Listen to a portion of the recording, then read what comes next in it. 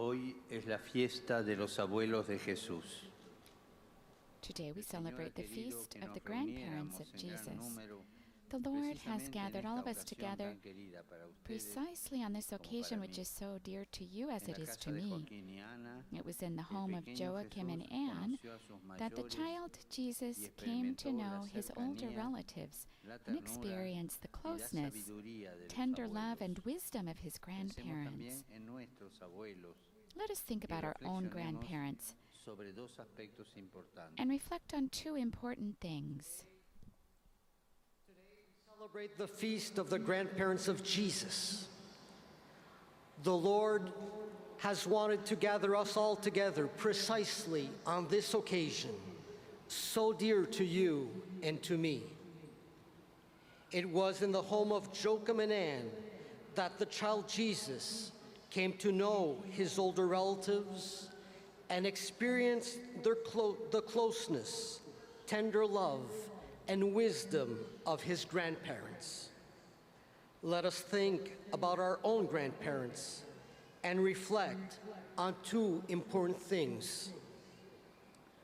El primero, somos hijos de una historia que hay que custodiar. No somos individuos aislados, no somos islas.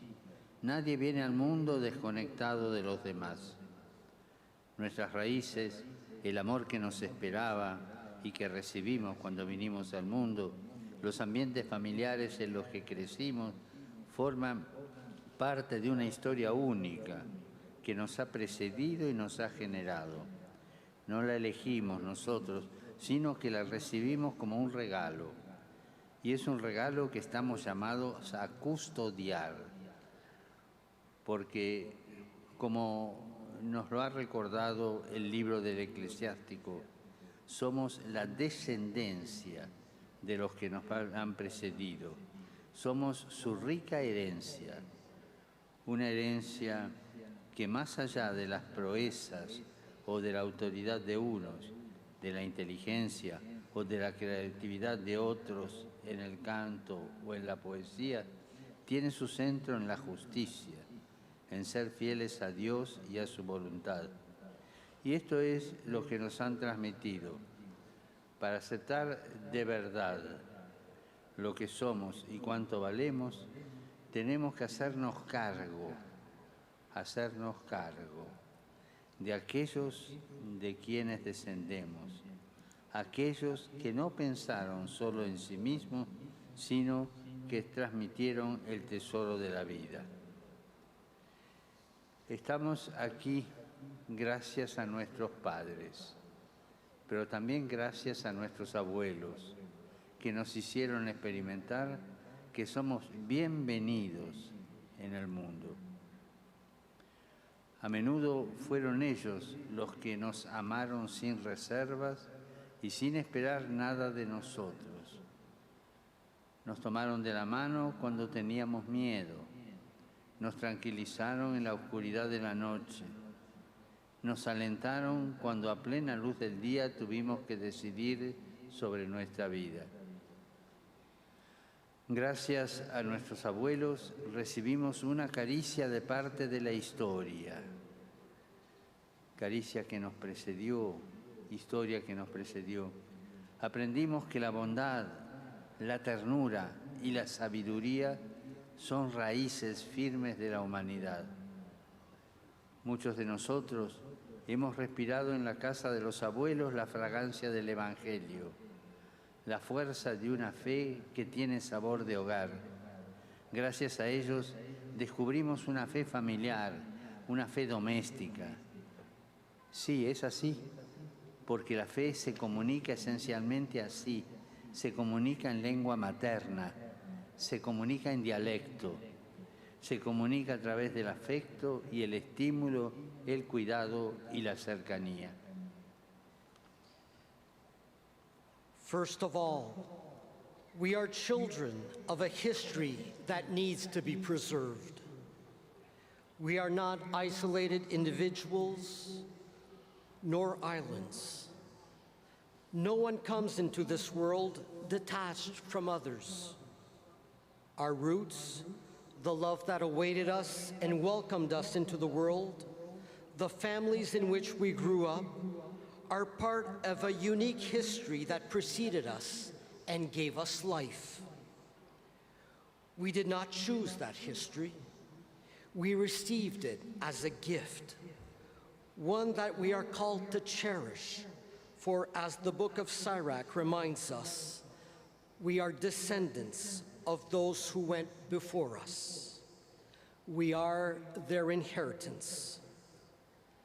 An inheritance that, quite apart from any claim to prestige or authority, intelligence or creativity in song or poetry, is centered on righteousness, on fidelity to God and His will.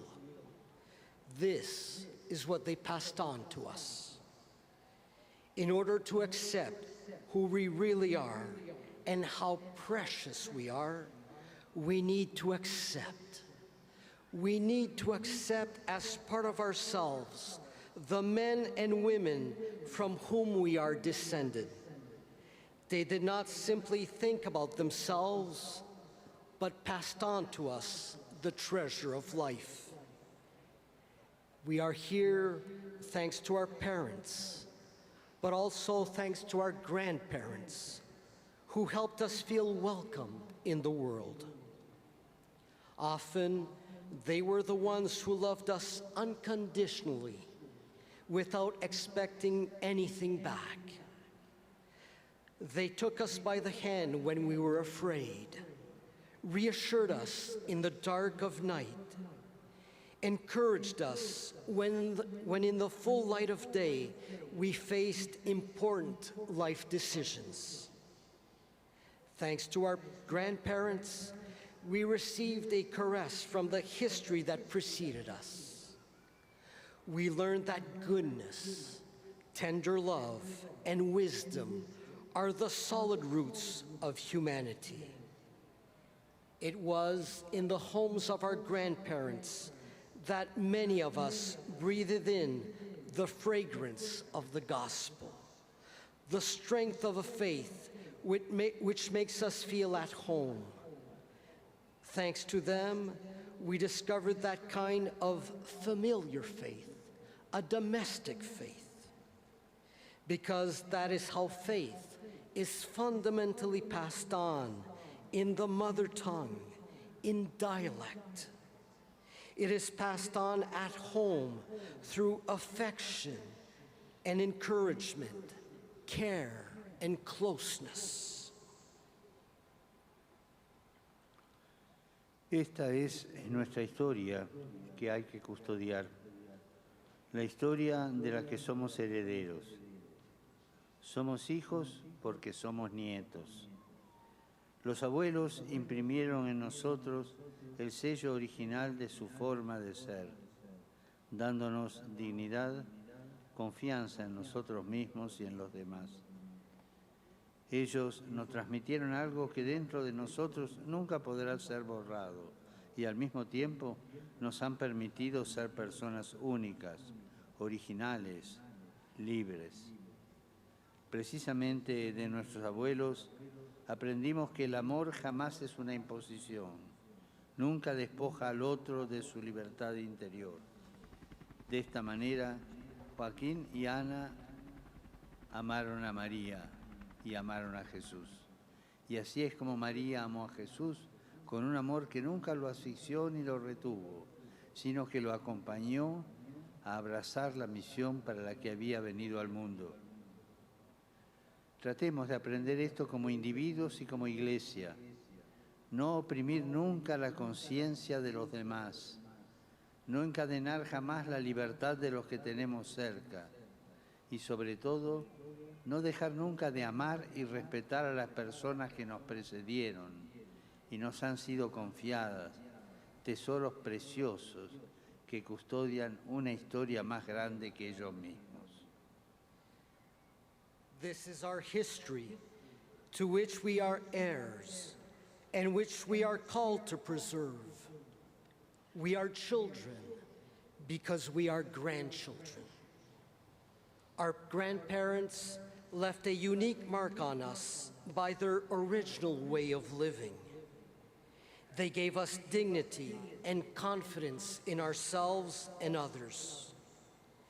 They bestowed on us something that can never be taken from us, and that, at the same time, allows us to be unique, original, and free.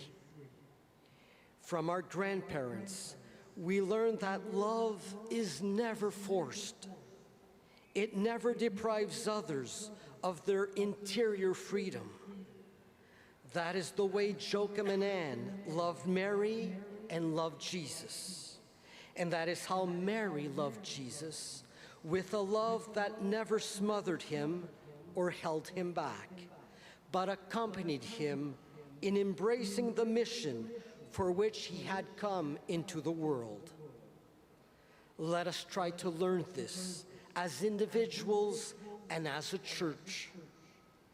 May we learn never to pressure the consciences of others, never to restrict the freedom of those around us, and above all, never to fail in loving and respecting those who preceded us and are entrusted to our care, for they are a precious treasure that preserves a history greater than themselves. Custodiar la historia que nos ha generado, nos dice el libro del Eclesiástico, significa no empañar la gloria de nuestros antepasados, no perder su recuerdo, no olvidarnos de la historia que dio a luz nuestra vida, acordarnos siempre de aquellas manos que nos acariciaron y nos tuvieron en sus brazos, porque es en esta fuente donde encontramos consuelo en los momentos de desánimo, luz en el discernimiento, valor para afrontar los desafíos de la vida. Pero también custodiar la historia que nos ha generado significa volver siempre a esa escuela donde aprendimos y vivimos el amor. Ante las decisiones que tenemos que tomar hoy, significa preguntarnos qué harían los mayores más sabios que hemos conocido si estuvieran en nuestro lugar. ¿Qué nos aconsejan o nos aconsejarían nuestros abuelos y bisabuelos? The book of Sirach also tells us that preserving the history that gave us life does not mean obscuring the glory of our ancestors. We should not lose their memory, nor forget the history that gave birth to our lives.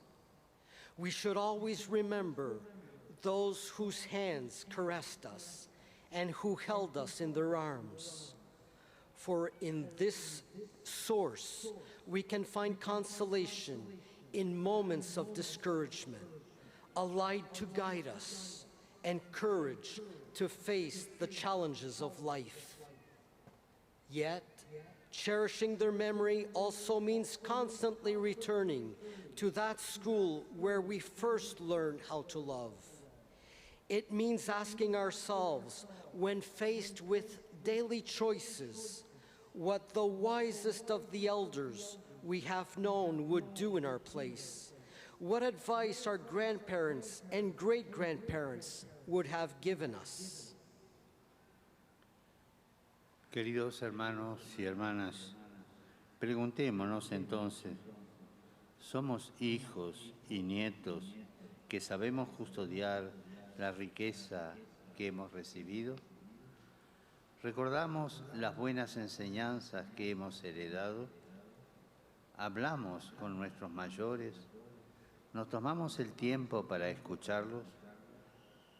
En nuestras casas, cada vez más equipadas, cada vez más modernas y funcionales, ¿sabemos cómo habilitar un espacio digno para conservar sus recuerdos, un lugar especial, un pequeño santuario familiar que a través de imágenes y objetos amados nos permita también elevar nuestros pensamientos y oraciones a quienes nos han precedido? ¿Hemos conservado la Biblia o el rosario de nuestros antepasados? Rezar por ellos y en unión con ellos, dedicar tiempo a recordarlos, conservar su legado, En la niebla del olvido que asalta nuestros tiempos vertiginosos, hermanos y hermanas, es necesario cuidar las raíces. Es necesario cuidar las raíces. Y así es como crece el árbol, así se construye el futuro. So, dear brothers and sisters, let us ask ourselves, are we children and grandchildren capable of safeguarding this treasure that we have inherited? Do we remember the good teachings we have received? Do we talk to our elders? Do we take time to listen to them?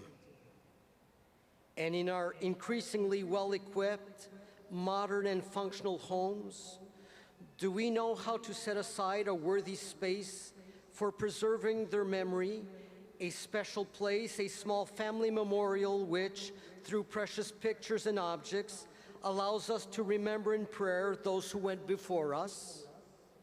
Have we kept their Bible, their rosary beads?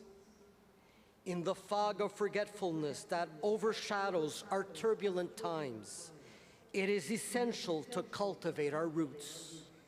It is essential to cultivate our roots, to pray for and with our forefathers, to dedicate time to remember and guard their legacy. This is how a family tree grows. This is how the future is built. Reflexionamos ahora sobre un segundo aspecto.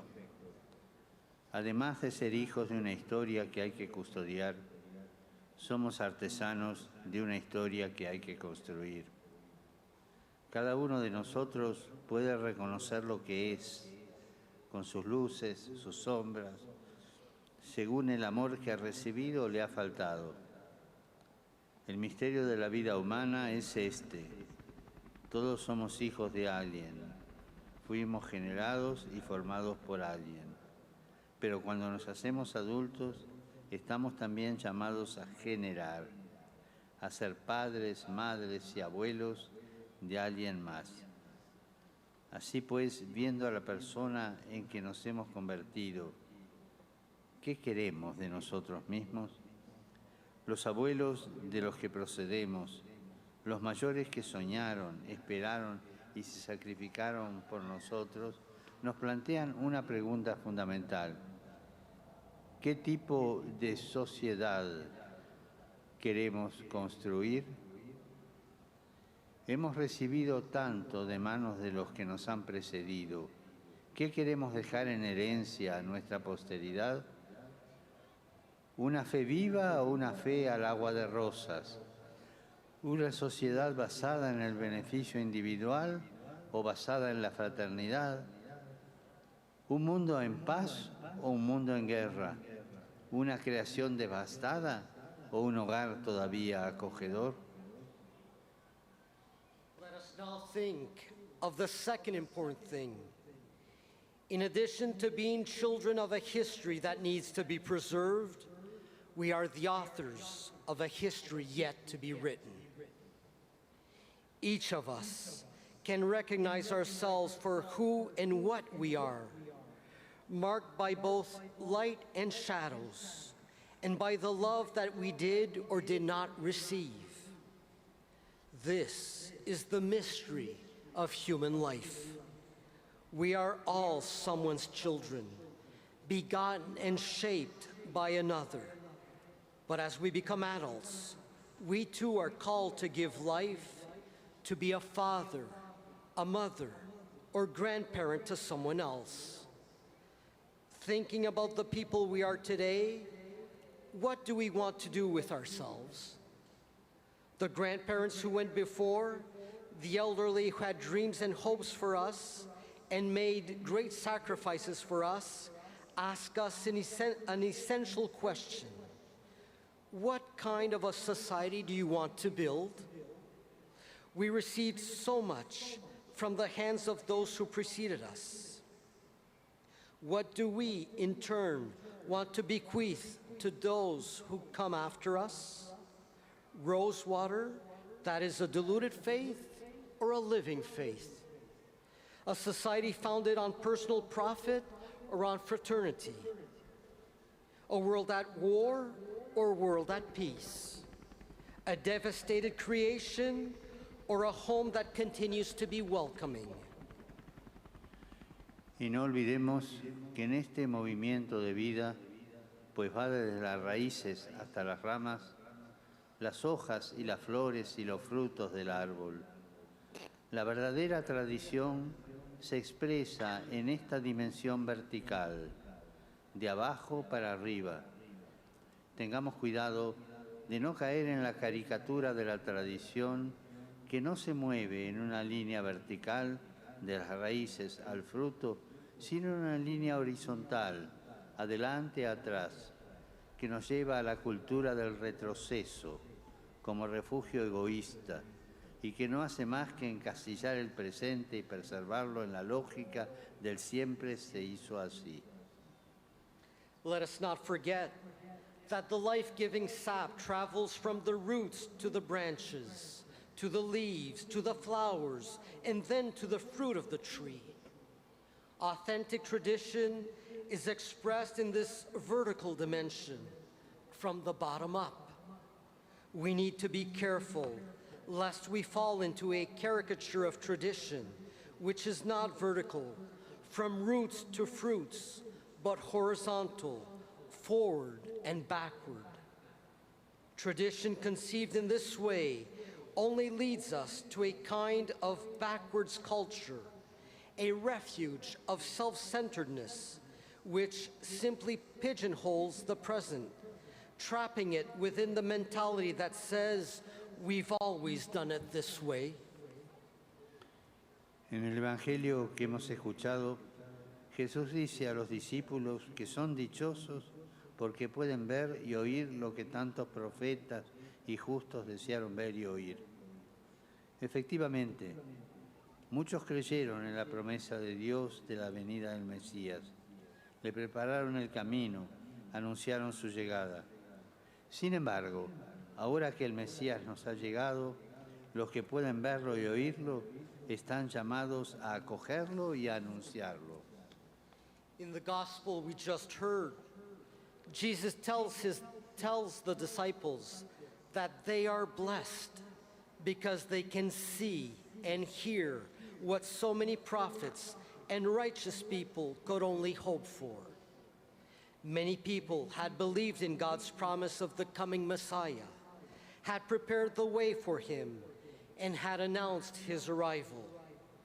But now that the Messiah has arrived, those who can see and hear him are called to welcome him and proclaim his presence in our midst.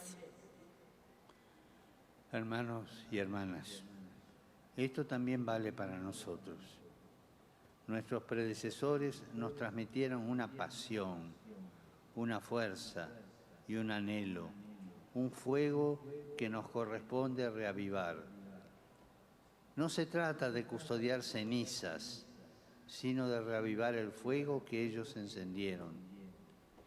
Nuestros abuelos y nuestros mayores deseaban ver un mundo más justo, más fraternal, más solidario y lucharnos por darnos un futuro. Ahora nos toca a nosotros no decepcionarlos. Nos toca hacernos cargo de esta tradición que recibimos, porque la tradición es la fe viva de nuestros muertos. Por favor, no la convirtamos en tradicionalismo, que es la fe muerta de los vivientes, como dijo un pensador. Respaldados por ellos, por nuestros mayores, que son nuestras raíces, nos corresponde a nosotros dar fruto. Nosotros somos las ramas que deben florecer y producir nuevas semillas en la historia.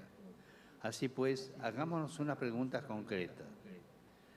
Ante la historia de salvación a la que yo pertenezco y frente a quienes me han precedido y amado, ¿qué hago? Si tengo un papel único e insustituible en la historia, ¿qué huella estoy dejando en mi camino? ¿Qué estoy haciendo? ¿Qué estoy dejando a los que me siguen? ¿Qué estoy dando de mí? Muchas veces la vida se mide por el dinero que se gana, por la carrera que se realiza, por el éxito y la consideración que se recibe de los demás.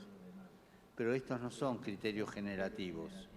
La pregunta es, ¿estoy generando? ¿Estoy generando vida?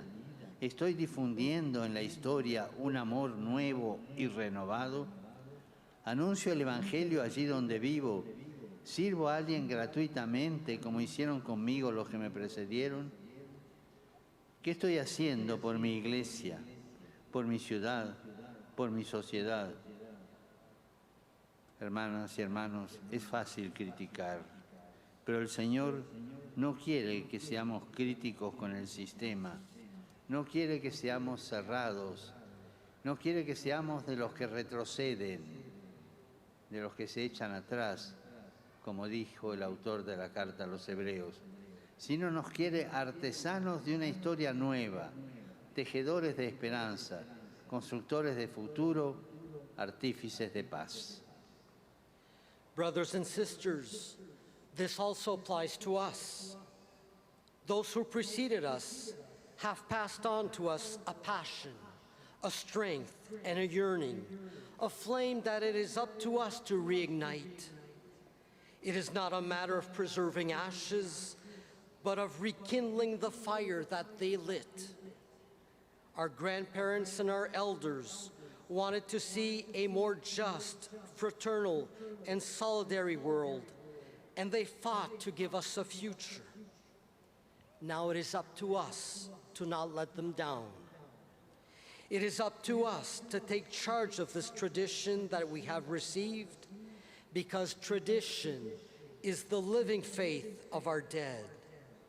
Please, we must not turn it into traditionalism, which is the dead faith of the living, as an author once said. Sustained by those who are our roots, now it is our turn to bear fruit. We are the branches that must blossom and spread new seeds of history. Let us ask ourselves then a few concrete questions. As part of the history of salvation, in the light of those who went before me and loved me, what is it that I must now do? I have a unique and irreplaceable role in history, but what mark will I leave behind me?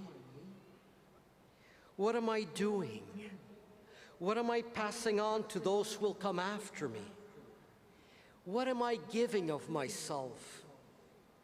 Often, we measure our lives on the basis of our income, our type of career, our degree of success, and how others perceive us.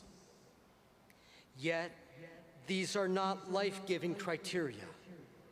The real question is, am I giving life? Am I giving life? Am I ushering into history a new and renewed love that was not there before? Am I proclaiming the gospel in my neighborhood? Am I freely serving others the way those who preceded me did for me? What am I doing for our church, our city, our society? Brothers and sisters, it is easy to criticize. But the Lord does not want us to be mere critics of the system, or to be closed, and to be looking backwards, as says the author of the letter to the Hebrews.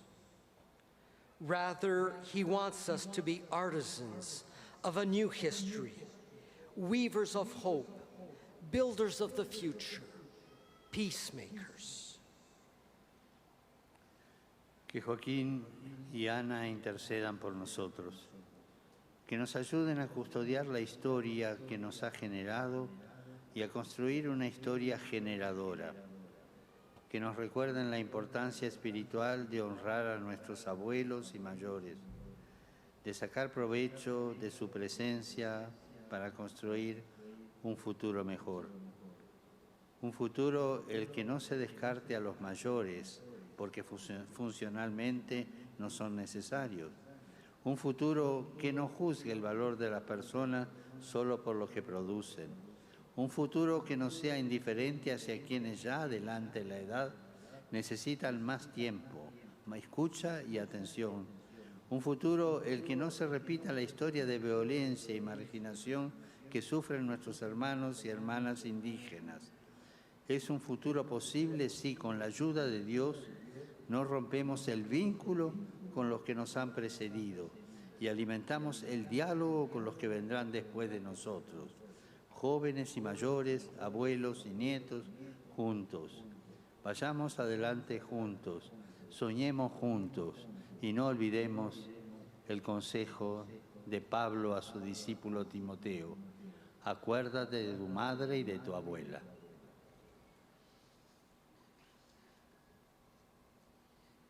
May Joachim and Anne intercede for us. May they help us to cherish the history that gave us life, and for our part, to build a life-giving history. May they remind us of our spiritual duty to honor our grandparents and our elders, to treasure their presence among us in order to create a better future, a future in which the elderly are not cast aside, because from a practical standpoint, they are no longer useful. A future that does not judge the value of people simply by what they can produce. A future that is not indifferent to the need of the elderly, that need more time to be cared for and listened to. A future in which the history of violence and marginalization suffered by our indigenous brothers and sisters is never repeated. That future is possible if, with God's help, we do not sever the bond that joins us with those who have gone before us, and if we foster dialogue with those who will come after us. Young and old, grandparents and grandchildren, all together, let us move forward together, and together, let us dream. And let us not forget Paul's advice to his disciple Timothy. Remember your mother and your grandmother.